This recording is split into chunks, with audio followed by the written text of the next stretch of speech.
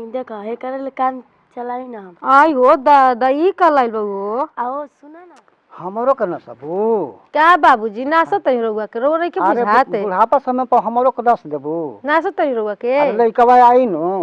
हां क्या लइके भाई अरे रउआ तो- तले के बानी ना। तब भूख लागी गेल बा। हमरो भूख लागल बा रउए भूख लागल बा चले के खा लेगे दोनों कोई। ठीक है बता बर बिछावना बिछाब। हैं चली तब दोनों आदमी बिछावत के भूख लागले बा। हां आ दोनों आदमी एकदम तड़पड़ाते लेकिन बन तो ठीक लागत है ना तनी। एकदम नु। अरे बाप अरे अरे बाबूजी सोरे दादा। अरे सुगर तो बुझाता के सुरसती जी हो। तारा के छिकवे में हम देखले रही तारा के नु।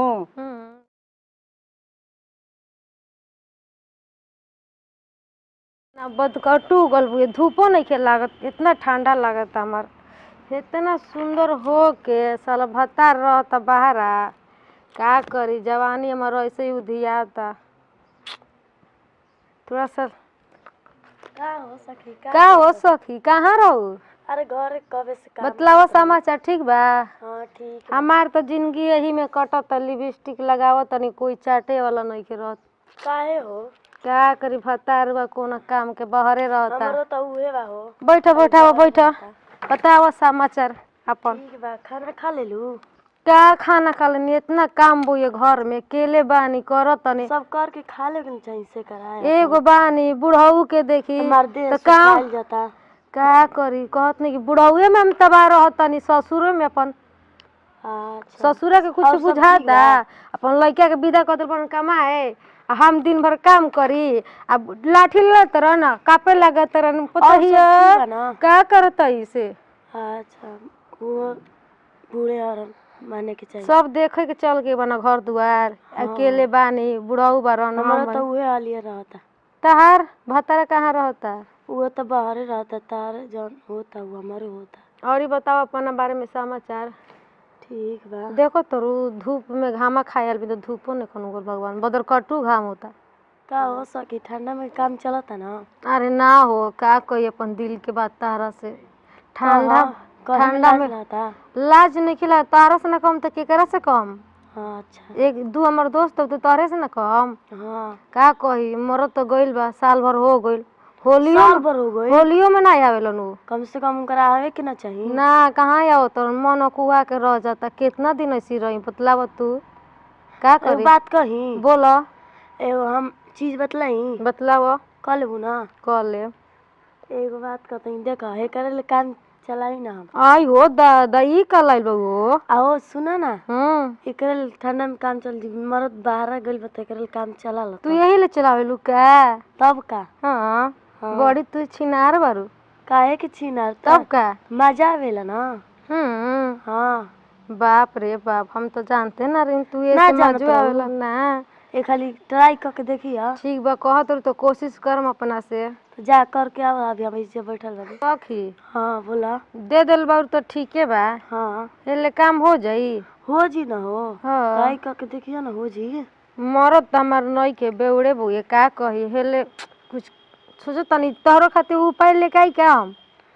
ई ठीक नहीं खे तू का। कहलो रुजा तनी ठीक बा हमें हाँ हम ठीक आवो तनी 5 मिनट में ठीक ठीक बा बा जे रही अब भगियो ना होते ना भागम चला। ठीक बा तू हती चुक लालू ना। हाँ। देखियो हम बहुत बड़का चुका रख ले जा ठीक है बा हम देखम। बर्दाश्त हो जी ना। हाँ हो जी ठीक बा बर्दाश्त कर लियो हम तुम आवत लेके तारा खातिर ना बड़का ठीक बा। लमका लेके आवते हैं ठीक तू एकरा तक संभाल के रख अपन भी। अच्छा ठीक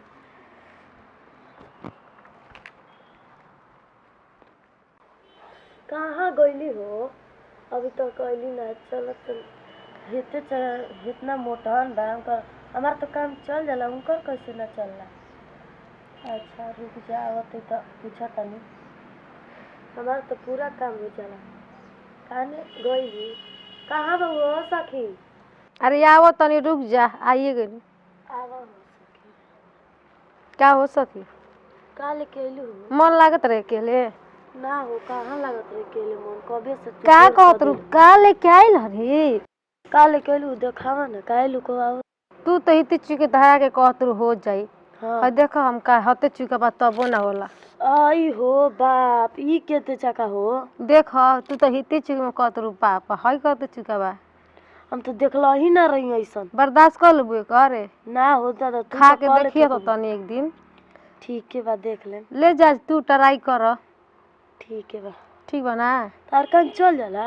हाँ का कुछ करी दिक्कत ना हुई हो। ना हमर बुढ़ऊ बारन हम बानी भतार तो ओकर तो मुड़ी ऐठो काइन कहाँ जाके बस गइल बा।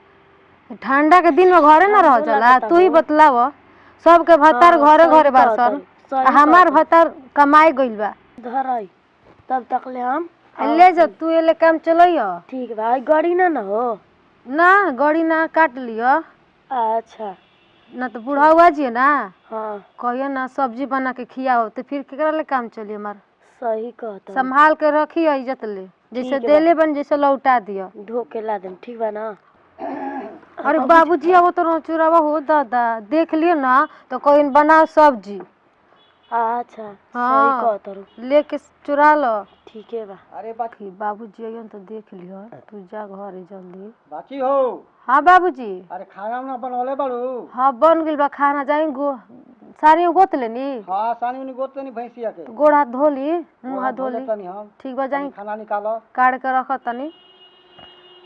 अरे जो रे बाबूजी देख ले तो का कहियो ने। ठीक बा जातनी। तो कोई सब्जी बना के खिया उ बड़ी सब्जी एकर पसंद करलन। अच्छा ठीक बा। ठीक बा चुरा के लेके जाइए देख लिहन। ठीक बा चुरा लो चलो।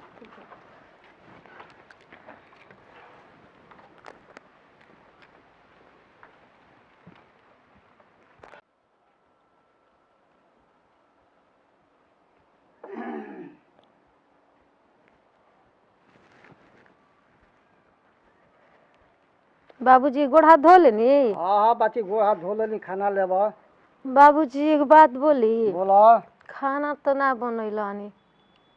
खाना ना बनल ना आ बड़का लौकवा ले रहे तेवन के सब्जी उजी ना बनौलू हो सब्जियो खा लेती जा हमनी के। लौकवा के बचका बना के खा गले एगो सहेली आई रे हमार। अपन है।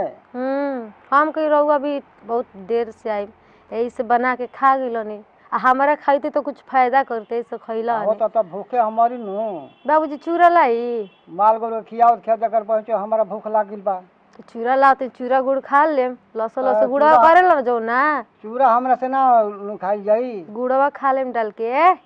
कवन गुड़ रखले बाड़ू चकरी की भेली। ए बाबूजी एगो बात कही। बोला। हमरो तो भूखे लागल बा।